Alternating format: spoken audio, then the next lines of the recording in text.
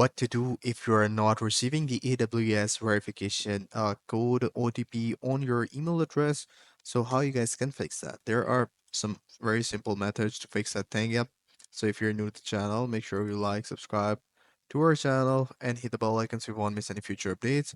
So first thing first is that make sure you go to your email account and go and check the spam folder. So in order to check that, simply go to Gmail. Over the left hand section, you will see a spam folder right here. And when you click on that, you will see all these spam emails.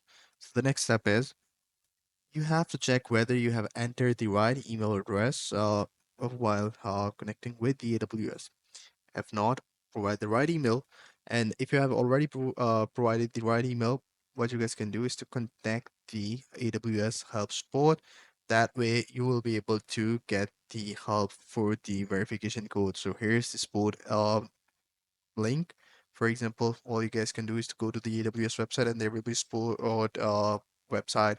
Simply go ahead and click on that, and that way you will be able to get all the support that you want.